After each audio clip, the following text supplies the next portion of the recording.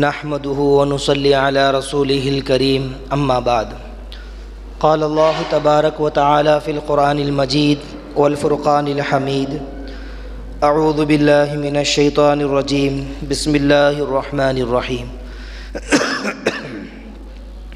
ومن الناس من يشتري لهو الحديث ليضل عن سبيل الله بغير علم ويتخذها هزوا اولئك لهم عذاب مهين صدق الله العظيم اللهم صل على سيدنا محمد في اول كلامنا اللهم صل على سيدنا محمد في اوسط كلامنا اللهم صل على سيدنا محمد في آخر كلامنا رب اشرح لي صدري ويسر لي امري واحلل عقدة من لساني يفقهوا قولي سبحانك لا علم لنا الا ما علمتنا انك انت العليم الحكيم رب اعني على ذكرك وشكرك وحسن عبادتك صدق اللہ العظیم۔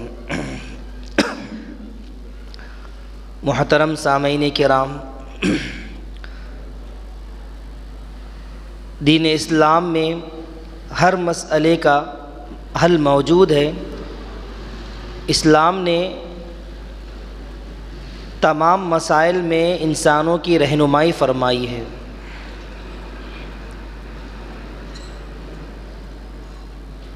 بلکہ انسانوں کی طبیعت کے اعتبار سے، فطرت کے اعتبار سے بھی تمام مسائل میں رہنمائی فرمائی ہے، اور فطری چیز میں کھیل کود بھی آتا ہے۔ ہم بچوں کو دیکھتے ہیں کہ بہت سارے بچے کھیل کود میں مگن رہتے ہیں۔ لڑکے ایسے کھیلوں کی طرف مائل ہوتے ہیں جو مردوں کے لیے خاص ہوتے ہیں، اور لڑکیاں بچیاں ایسے کھیلوں کی طرف مائل ہوتی ہیں جو عورتوں کے لیے، لڑکیوں کے لیے کھیلے جاتے ہیں۔ تو یہ فطری طور سے ان کے اندر من جانب اللہ یہ کیفیت ہوتی ہے، ان کو کوئی سکھایا نہیں جاتا، بلکہ یہ سیکھ فطری طور سے ہوتی ہے۔ اور بعض لوگ یہ سمجھتے ہیں کہ اسلام کے اندر کھیل کود بالکل ہی جائز نہیں ہے۔ یہ بالکل غلط بات ہے۔ جس طرح زمانے جاہلیت میں اس زمانے کے لوگوں میں بہت ساری چیزوں کے اندر بے اعتدالیاں پائی جاتی تھی، اسی طرح کھیل کود کے اندر بھی ان کے اندر بہت ساری بے اعتدالیاں پائی جاتی تھی۔ اسلام نے سارے مزاج کو، ساری چیزوں کو، بلکہ کھیل کود کے اصول بھی اعتدال کے ساتھ بتلائے ہیں۔ مذہب اسلام معتدل مذہب ہے، میانہ روی کو، اعتدال پسندی کو پسند کرتا ہے، بے راہ روی کو پسند نہیں کرتا، حد سے زیادہ بڑھ جانے کو بھی پسند نہیں کرتا، بلکہ اعتدال کو پسند کرتا ہے، میانہ روی کو پسند کرتا ہے۔ اسلام آخرت کی کامیابی کو بنیادی حیثیت دیتے ہوئے دنیاوی مصلحتوں کو بھی رعایت کرتا ہے۔ ایسا نہیں ہے کہ صرف آخرت ہی کرتا ہے، بلکہ اسلام آخرت کی کامیابی کو بنیادی حیثیت دیتا ہے، اور دنیاوی مصلحتوں کی رعایت کرتے ہوئے اخلاقی حدود کے اندر، قیود کے اندر رعایت کے ساتھ سارے کام کو، دنیاوی کام کو انجام دینے کی ترغیب بھی کرتا ہے۔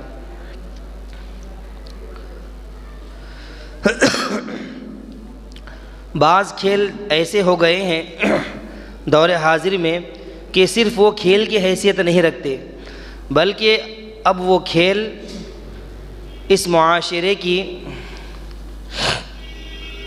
ایک حیثیت اپنی بنا چکے ہیں کہ بعض لوگ مقصد بنا کر، زندگی کا مقصد بنا کر کھیلتے ہیں، چاہے کھیل کھیلنا ہو، چاہے کھیل کو دیکھنا ہو، زندگی کا مقصد بنا لیتے ہیں۔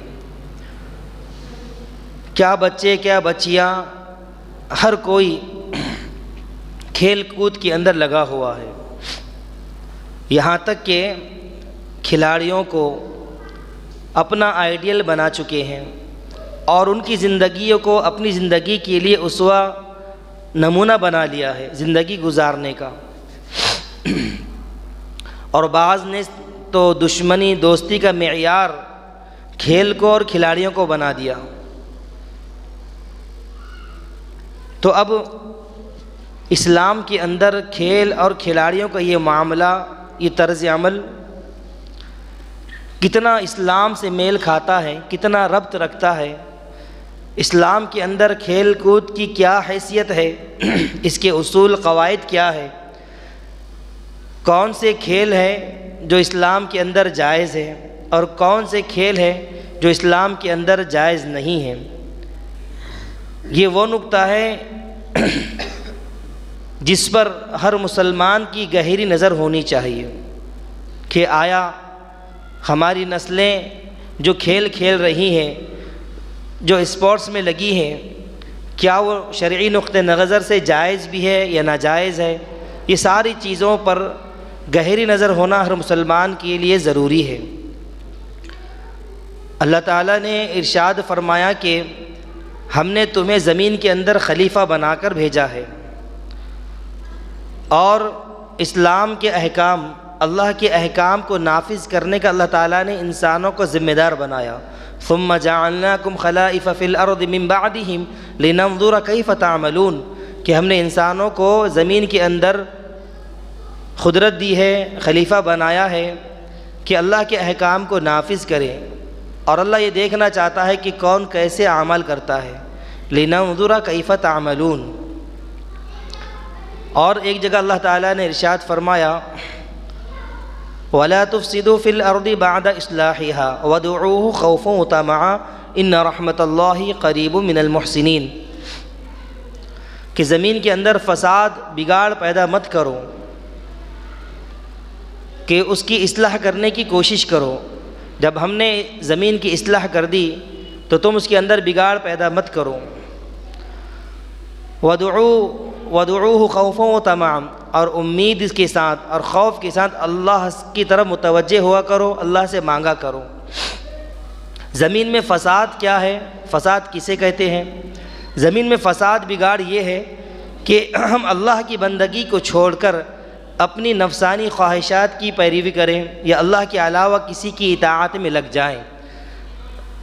یہ فساد ہے زمین کا، یہ بگاڑ ہے زمین کا۔ اللہ تعالیٰ نے ارشاد فرمایا ان اللہ لا يحب المفسدین، اللہ تعالیٰ فسادیوں کو پسند نہیں کرتا، فساد بگاڑ پیدا کرنے والوں کو بالکل بھی پسند نہیں کرتا۔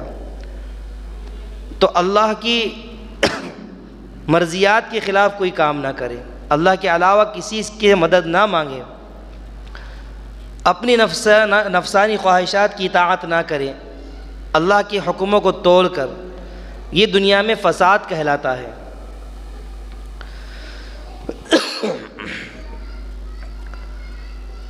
تو بہت سارے کھیل ایسے ہیں کہ اللہ تبارک و تعالیٰ نے اپنے رسول کے ذریعے بتلا دیا کہ یہ کھیل جائز ہے، یہ کھیل ناجائز ہے، اس کو کھیلا کرو۔ بلکہ بعض اوقات میں رسول اللہ صلی اللہ علیہ وسلم نے ان کھیلوں کی اجازت ہی نہیں بلکہ ہمت اور حوصلہ افزائی بھی فرمائی ہے۔ جیسے حدیث مبارکہ میں آتا ہے گھوڑ سواری، تیر اندازی، نشانہ بازی، تیراکی، نیزہ بازی، یہ سارے ایسے کھیل ہیں خود رسول اللہ صلی اللہ علیہ وسلم نے ان کی ترغیب دی ہے، صحابہ کرام کے درمیان ان کا مقابلہ کرایا ہے۔ حدیث مبارکہ میں آتا ہے کل شیء لیس من ذکر اللہ فہو لہو او سہو غیر اربع خصال، کہ ہر وہ کام جو اللہ کے ذکر میں داخل نہیں وہ لہو لعب ہے، کھیل تماشا ہے، لیکن 4 چیزیں ایسی ہیں غیر اربع خصال کہ وہ اللہ کے ذکر میں شامل ہے۔ ایک تو گھوڑ سواری کو سدھانا، دوسرا وملاعبتہ اہلہ، اپنی اہلیہ کے ساتھ دل لگی کی باتیں کرنا، تیسرا ورمی بین الغرضین، 2 نشانوں کے درمیان دوڑ لگانا، کہ ریس جس کو لگانا کہتے ہیں، مقابلہ کرنا دوڑ کا، حدیث کے اندر اس کا ذکر آیا ہے۔ وتعلیم السباحۃ، سنن کبریٰ الطبرانی کی روایت ہے یہ، کہ تیراکی کی تعلیم دینا، تیراکی سیکھنا، تیراکی کرنا، تیراکی کرنے والا یہ ایسا عمل ہے کہ ورزشوں کے سردار مانا جاتا ہے۔ اس کے اندر ساری جسم کے سارے اعضاء حرکت کرتے ہیں، سارے اعضاء کو قوت ملتی ہے۔ اللہ کے رسول صلی اللہ علیہ وسلم باوجود اس کے کہ مدینہ، مکہ اور اس کے اطراف میں مضافات میں کہیں پر بھی نہ سمندر تھا، نہ ندی تھی، نہ نہر تھی، اس کے باوجود بھی صحابہ کرام کو تیراکی کرنے کی ترغیب دیا کرتے تھے۔ تو بہت سارے اسلام میں ایسے کھیل ہیں جس کو اللہ کے رسول صلی اللہ علیہ وسلم نے جائز قرار دیا۔ ایسا نہیں ہے کہ اسلام میں صرف اللہ اللہ، عبادت عبادت، نماز روزہ، یہی ایسا نہیں ہے، بلکہ کھیل کی بھی ترغیب دی گئی ہے کہ جس کے ذریعے آپ کی صحت اچھی رہے، آپ تندرست توانا رہے، جو آپ کو عبادتیں ادا کرنے میں معاون مددگار ہوں، آپ بیماری سے دور رہیں، آپ صحت مند رہیں۔ اللہ کے رسول صلی اللہ علیہ وسلم نے فرمایا کہ اللہ تعالیٰ کو طاقتور مومن پسند ہے کمزور مومن بندے کے مقابلے میں۔ خود بھی اللہ کے رسول صلی اللہ علیہ وسلم تندرست توانا تھے، نہ بہت زیادہ لمبے تھے اور نہ بہت زیادہ پستہ قد تھے، درمیانی قد کے تھے۔ ہاتھ پیرے کی ہتھیلیوں پر گوشت تھا، سینہ چوڑا تھا جس پر گوشت تھا، دو مونڈوں کے درمیان کافی جگہ تھی۔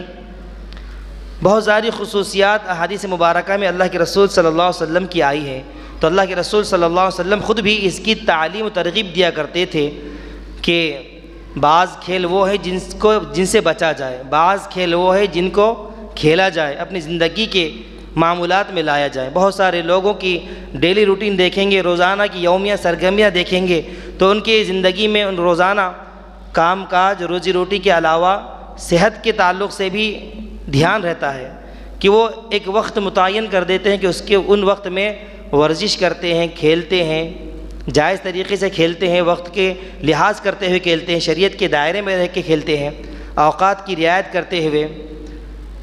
تو رسول اللہ صلی اللہ علیہ وسلم نے اس کو پسند فرمایا ہے۔ اگر ہم اسلامی عبادات کا بھی جائزہ لیں گے تو تقریباً عبادتیں ایسی ملیں گی کہ جس کے اندر ورزش کا کچھ پہلو پایا گیا ہے، بلکہ وہ سارے حرکات و سکنات ورزش کی سرگرمیوں کے اندر شمار کیے جاتے ہیں۔ نماز کو ہی لے لیجئے، اس کے تمام حرکات و سکنات ورزش کی کیفیت کے والے ہیں۔ اسی طرح روزہ لے لیجئے، حفظان صحت کے ساتھ ساتھ یہ صحت کے تندرست صحت کے لیے معاون و مددگار ہوتا ہے۔ اسی طرح حج جیسا فریضہ جو سال میں ایک مرتبہ ہوتا ہے، سارے لوگ مکہ مدینہ میں جمع ہوتے ہیں، تو وہ بھی سرگرمیاں ایسی ہے جو ورزشی اعتبار سے قابل لائق ہے، جس کے اندر صحت کا اور ورزش کا پہلو ملتا ہے۔ آپ دیکھ لیجیے طواف، 7 چکر جو کرتے ہیں اس طواف کے، اس کے اندر چلنا بھی ہوتا ہے، دوڑنا بھی ہوتا ہے۔ صفا مروہ کی سعی، اس کے اندر چلنا بھی ہوتا ہے، دوڑنا بھی ہوتا ہے۔ وقوف عرفہ، وہاں سے مزدلفہ، وہاں سے مینا، تو تقریباً عبادتیں ایسی مشروع کی گئی کہ جس کے اندر ورزش کا پہلو غالب ہے۔ تو لہذا اللہ اور رسول اللہ کو بھی یہ پسند ہے کہ مومن بندہ طاقتور رہے، مومن بندہ مضبوط رہے، تاکہ وہ ہر فتنہ فساد کا مقابلہ کر سکے، اپنا دفاع کر سکے، اپنی اور اپنی نسلوں کی، اپنی قوم کی، اپنی شریعت کی حفاظت کر سکے، کسی کا محتاج نہ رہے، کسی کے مرہون منت نہ رہے۔ تو رسول اللہ صلی اللہ علیہ وسلم نے تعلیمات دی ہیں۔ لیکن موجودہ زمانے میں کھیل کود کو اتنا زیادہ ضروری بنا دیا کہ اسی میں مگن ہو گئے ہیں، زندگیاں اس میں کھپا رہے ہیں، فرائض واجبات سے دور ہو رہے ہیں، شریعت کو پس پشت ڈال رہے ہیں۔ تو اسلام نے اس کی بھی اعتدال اور میانہ روی بتا دی کہ اس کے اندر میانہ روی کیا ہے، کہ کوئی بھی کھیل، کوئی بھی اسپورٹس اس وقت تک جائز نہیں ہوتا جب تک کہ اس کے اندر چند شرائط نہ پائی جائیں۔ سب سے پہلی تو شرط یہ علماء کرام نے بیان فرمائی کہ کسی بھی کھیل کے جائز اور ناجائز ہونے کے لیے یہ ضروری ہے کہ وہ اس کا دنیاوی فائدہ ہو یا دینی فائدہ ہو، تو وہ کھیل جائز ہوتا ہے، یا کم از کم دنیاوی اور دینی نقصان نہ ہو۔ اور وہ کھیل جس کو شریعت نے نہ اجازت دی، نہ ترغیب دی، نہ اس کا کوئی دینی فائدہ ہے، نہ دنیاوی کوئی ضرورت ہے، تو ایسے کھیل ناجائز مکروہ قرار دیے گئے۔ اللہ کے رسول صلی اللہ علیہ وسلم نے احادیث مبارکہ میں بہت سارے کھیل بتائے ہیں، گھوڑ سواری، نشانہ بازی، تیراکی، لٹ بازی، بہت سارے کھیل ہیں، کشتی، کبڈی، یہ مشروف قرار دیے گئے ہیں، بلکہ اس پر اجر و ثواب بھی ہے۔ اگر ہم صحابہ کرام کی زندگیوں کو ٹٹولیں گے تو صحابہ کرام کی زندگیوں سے معلوم ہوتا ہے کہ وہ لوگ آپس میں مقابلہ کرایا کرتے تھے، یہاں تک کہ رسول اللہ صلی اللہ علیہ وسلم باضابطہ گھوڑ سواری کا مقابلہ لیا کرتے تھے، جیتنے والوں کو انعام سے بھی نوازتے تھے۔ تیر اندازی کا بھی مقابلے ہوا کرتے تھے، باضابطہ ان کی تربیتیں ہوا کرتی تھی، سکھایا جاتا تھا۔ اسی لیے تو صحابہ کرام میں سے بعض وہ صحابہ مشہور ہوئے جو تیر اندازی میں بہت مشہور ہوئے، ایسے ہی مشہور نہیں ہوئے بلکہ ان کے اندر مقابلے کرائے جاتے تھے، ان کو تعلیم دی جاتی تھی، ان کو سکھایا جاتا تھا۔ نیزہ بازی کے تعلق سے آتا ہے، حضرت عائشہ صدیقہ رضی اللہ تعالی عنہ فرماتی ہیں کہ میں اپنے حجرے کی چوکھٹ پر تھی، اللہ کے رسول صلی اللہ علیہ وسلم بھی وہاں موجود تھے، مجھے چادر میں چھپا کر اس طرح کھیل حبشیوں کا بتا رہے تھے جو لٹ بازی، نیزہ بازی کھیل رہے تھے کہ میں ان کے کاندھوں اور کانوں کے درمیان سر رکھ کے ان کا تماشا دیکھ رہی تھی۔ اللہ کے رسول صلی اللہ علیہ وسلم نے اس کو پسند فرمایا۔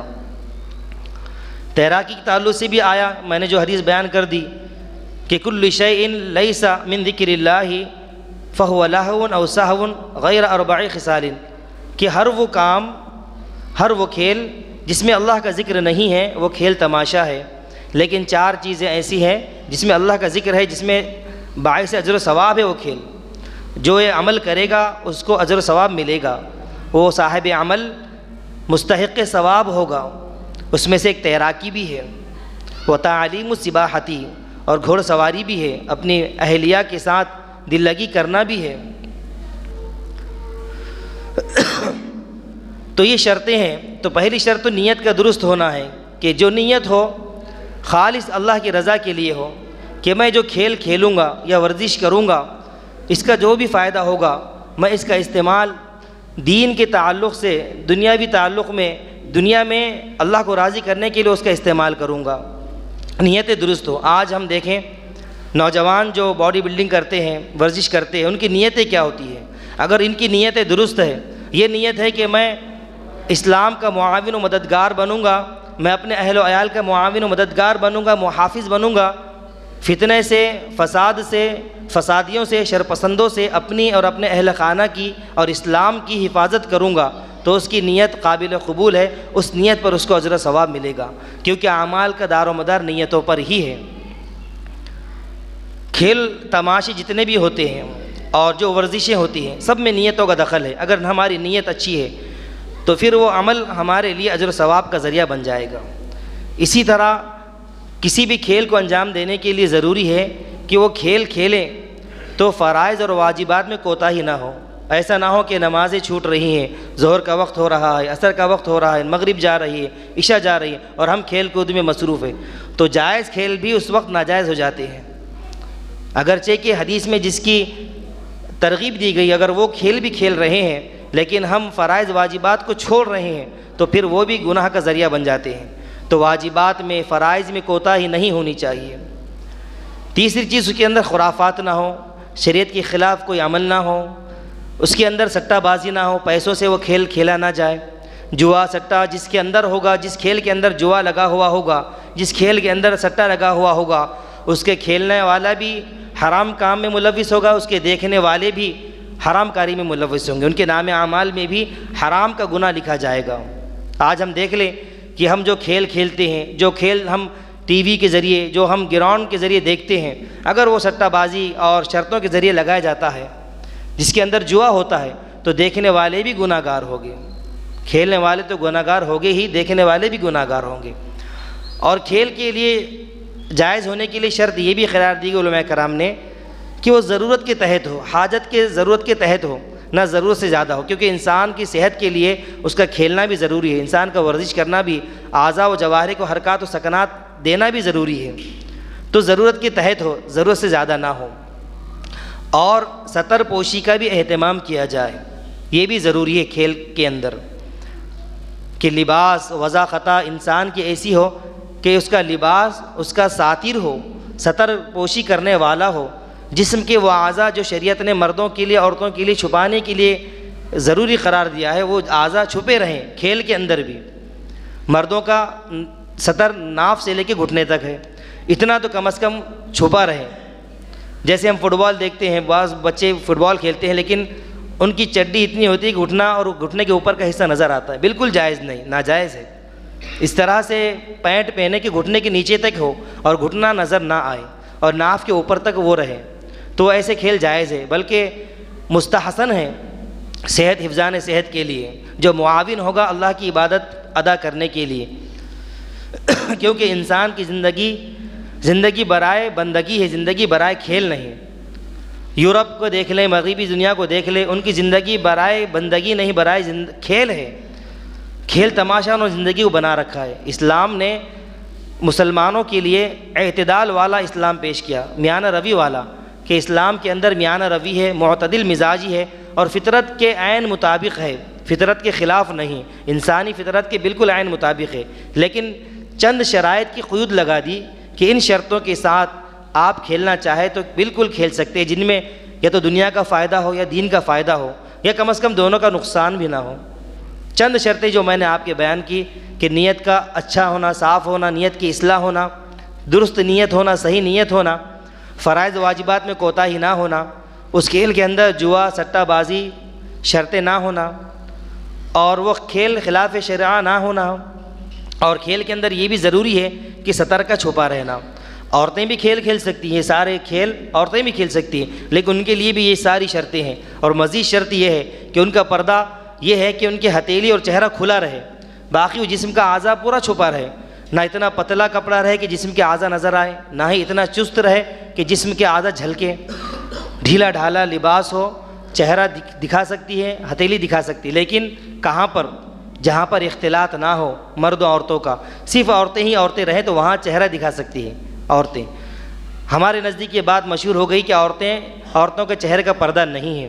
حالانکہ میں نے گزشتہ کئی بیانات میں اس کو ثابت کیا ہے کہ عورتوں کا چہرہ سورہ نور کی آیت سے نہیں بلکہ 22ویں پاری کی آیت سے ثابت ہوتا ہے. عورتوں کی آنکھوں کا پردہ بھی ضروری ہے، چہرہ تو لازمی طور پر ضروری ہے، کیونکہ سارے فتنے فساد کی جڑ وہ چہرہ ہوتا ہے، انسان وہیں سے بہکتا ہے. تو عورتیں بھی کھیل کر سکتی ہیں، کھیل کود میں حصہ لے سکتی ہیں، لیکن شریعت کے دائرے میں رہتے ہوئے، ساری شرائط کو مد نظر رکھتے ہوئے کہ پردے کا اہتمام ہو، مرد و عورت کا درمیان کھیل نہ ہو، دیکھنے والے بھی مرد نہ ہو، کھیلنے والے بھی مرد نہ ہو، بلکہ عورتیں ہی ہوں دیکھنے والی، کھیلنے والی بھی عورتیں ہی ہوں. تو اس وقت عورت اپنا چہرہ اور ہتھیلیاں کھلی رکھ کر کھیل سکتی ہیں، اور جسم کے اعضاء نہ دکھتے ہوں نہ جھلکتے ہوں، اس طرح کا لباس پہن کر کھیل سکتی ہیں. اور کھیل برائے کھیل رہے. کھیل کو اور کھلاڑیوں کو دوستی دشمنی کا معیار نہ بنا لیں، بلکہ بعض مرتبہ ہم نوجوانوں میں دیکھتے ہیں کہ بعض ٹیم کو لے کر، بعض کھلاڑی کو لے کر، بعض کھیل کو لے کر آپس میں دشمنیاں ہو جاتی ہیں. دشمنی اور دوستی کا معیار اللہ کو بنانا چاہیے کہ دشمنی کسی سے ہو تو اللہ کے لیے ہو، دوستی بھی کسی سے ہو تو اللہ کے لیے ہو. تو ہمارے کھیل کود کو صرف کھیل کی حد تک رکھنا چاہیے، اس کو دشمنی اور دوستی کا معیار نہ بنانا چاہیے. تو یہ چند شرائط ہے کہ جن کو ملحوظ رکھ کر ہم کھیل سکتے ہیں، بلکہ اس کو مستحسن قرار دیا گیا ہے. بعض وہ کھیل ہے جس کو شریعت نے اور احادیث مبارکہ میں سخت منع کیا ہے. جوا بازی ہے، سٹہ بازی ہے، پرندوں کا کھیل ہے، بیلوں کا کھیل ہے، باکسنگ ہے. یہ سارے کھیل ناجائز ہے کہ جس میں ایک دوسرے کو نقصان پہنچانا ہوتا ہے، ایک دوسرے کی چیزوں کا ہڑپنا ہوتا ہے، ایک دوسرے کو کسی طرح اذیت پہنچانا ہوتا ہے. یہ سارے کھیل تماشے ناجائز ہے. اسی میں کیرم بورڈ بھی ہے کہ کیرم بورڈ اگر وقتی طور پر سارے شرطوں کو ملحوظ رکھ کے جو میں نے آپ کے سامنے بیان کی کھیلا جائے تو وقتی طور پر جائز ہے، لیکن اس کے اندر بھی سٹہ بازی نہ ہو، شرطیں نہ ہو، اور وقت کا ضیاع نہ ہو، فرائض و واجبات میں کوتاہی نہ ہو، انسانی صحت میں نقصان نہ ہو کہ ہم جاگ کر کھیل رہے ہیں. مختصر سے وقت کے لیے کھیل سکتے ہیں، لیکن اگر اس میں بھی سٹہ بازی ہونے لگے، شرطیں لگائی جانے لگے تو وہ کھیل ناجائز ہو جاتا ہے. اسی طرح لوڈو ہے، ویڈیو گیم، جتنے بھی موبائل کے گیم ہیں اس کے اندر تصاویر اگر آتی ہے، روح، جس کے اندر روح جانور ہو، انسان ہو، اگر ایسے گیم ہیں یا اس کے اندر سٹہ بازی، جوا لگایا جاتا ہے تو وہ کھیل ناجائز ہو جاتے ہیں. اگر گیم کے اندر انسانی شکل کا کوئی چیز نہیں ہے، زیرو کوئی چیز نہیں ہے، تو اس کو بھی کھیل سکتے ہیں، لیکن نہ کھیلنا بہتر ہے، نہ کھیلنا بہتر ہے ایسے کھیل کو بھی، جس کی گنجائش علماء کرام نے دی ہے۔ اسی لیے تو پب جی اور فری فائر اس طرح جتنے گیم ہیں، اکابرین نے، علماء دیوبند نے اور اکثر علماء نے اس کو ناجائز اور حرام قرار دیا ہے کہ کھیلنا بالکل حرام ناجائز ہے۔ یہ بتانا سب اس لیے ہے کہ ان بعض کھیلوں میں ایک کھیل پتنگ بازی بھی ہے، جو غیروں کی ایک روایت بھی ہے، رسم و رواج بھی ہے، جس کو مکر سنکرانتی کہتے ہیں۔ اس کے بعد بسنت آتا ہے، تو اس کے اندر پتنگ بازی کرتے ہیں غیر قوم کے لوگ۔ پتنگ بازی کے اندر تو کسی پہلو سے بھی جائز قرار نہیں دیا علماء کرام نے، جس کے اندر وقت کا ضیاع ہے، جس کے اندر پیسوں کا ضائع کرنا ہے، اور اعلی علم کاغذ جس کے ذریعے جس علم حاصل کرتے ہیں اس کو ضائع کرنا قرار دیا گیا ہے، جس کے اندر جانی مالی نقصان کا خدشہ لگا ہوا ہے کہ راستے سے چلتے ہوئے بہت سارے حادثات رونما ہوئے ہیں، اور مشاہدے میں یہ بات ثابت ہے کہ بہت سارے حادثات ایسے ہوئے کہ پتنگ لوٹنے کی چکر میں بچوں کا ایکسیڈنٹ ہو گیا، چھت سے گر گئے، گاڑی کے اندر آ گئے، گلا کٹ گیا دھاگے سے، مانجے سے۔ تو یہ سارے پتنگ بازی جو 14 جنوری کے اندر یا اس سے پہلے اس کے بعد غیر مسلم کھیلتے ہیں اور ان کے اندر تہوار کے طور پر اس کو مناتے ہیں، تو اس کے اندر بہت ساری خرابیاں ہیں۔ ایک تو جان مال کا نقصان ہے، وقت کا ضیاع ہے، پیسوں کا ضائع کرنا ہے، جس کی پوچھ ہوگی قیامت کے دن۔ اسی طرح مال کا بھی ضائع کرنا ہے، اور سب سے بڑی بات اللہ کے رسول صلی اللہ علیہ وسلم نے فرمایا من تشبہ بقوم فہو منہم، جو جس قوم کی مشابہت اختیار کرے گا اسی قوم کے ساتھ اس کا حشر ہوگا، اسی قوم کے اندر وہ شمار کیا جائے گا۔ سب سے بڑی حدیث ہے یہ، اور سب سے بڑی وعید ہے ہمارے لیے۔ تو ہم ان کھیلوں سے خود بھی بچیں، اپنی آنے والی نسلوں کو بھی بچائیں۔ دیکھتے یہ ہیں کہ جیسا موقع ہے، دیوالی کا موقع آ گیا تو ہم اپنے بچوں کو پٹاخے دلا کے دے دیتے ہیں، سوچتے نہیں کہ بھائی شریعت میں اس کا کیا ہے، دنیاوی اعتبار سے اس کی کیا خرابیاں ہیں، شرعی اعتبار سے اس کے اندر کیا خرافات ہے، اللہ اس سے ناراض ہوگا یا خوش ہوگا۔ پتنگ کا موسم آتا ہے تو پتنگ کے لیے پیسے، مانجے، چرخے، ریل سارے دلا کے دے دیتے ہیں، جو بالکل ناجائز ہے۔ علماء نے لکھا ہے کہ مانجا بیچنا تو ایک طرف سے جائز ہو سکتا ہے، لیکن پتنگ تو بالکل ناجائز ہے۔ تو یہ کھیل اور اس جیسے جتنے بھی کھیل تماشے ہیں جو خرافات کے ساتھ ساتھ غیروں کے تہوار بھی ہے، ان کو اپنانے سے خود بھی بچیں، اپنے آپ کو بھی بچائیں، اپنی نسلوں کو بھی بچائیں، اور سارے گیم، کھیل کود ان کا جائزہ لیں، ان کی تحقیق کریں کہ میرا بچہ یا میں جو گیم کھیل رہا ہوں، جو کھیل کھیل رہا ہوں، کہ شریعت میں اس کی اجازت ہے بھی یا نہیں۔ اس کے بعد اپنے بچے کو یا اپنے آپ کو اس کی چیز کی کھیلنے کی اجازت دیں۔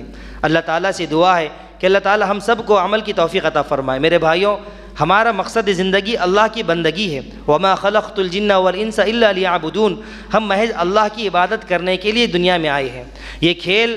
یہ تو کھیل ہوتے ہیں جو جائز بھی کھیل ہے، یہ سب اس لیے جائز قرار دیے گئے ہیں کہ طبیعت کی تو تفریح ہو جائے، دل لگی ہو جائے، خوش طبیعی ہو جائے، انسان کا دل بہل جائے، اور یہ ساری چیزیں، سارے کھیل معاون مددگار بنے ہمارے اسلام پر ثابت قدم رہنے میں، اللہ کے حکموں کو نافذ کرنے میں۔ یہ سارے کھیل معاون مددگار ہوں، اس لیے اس کو جائز قرار دیا گیا ہے۔ ورنہ ہمارا اصل مقصد تو امر بالمعروف اور نہی عن المنکر ہے، کہ بھلائی کا حکم کرے، برائی سے خود بھی روکیں، لوگوں کو بھی روکیں۔ یہ ہمارا اصل مقصد ہے۔ اس مقصد کو مد نظر رکھتے ہوئے، سامنے رکھتے ہوئے اپنی زندگی گزاریں۔ اللہ تعالیٰ سے دعا ہے کہ اللہ تعالیٰ ہم سب کو کہنے سننے سے زیادہ عمل کی توفیق عطا فرمائے۔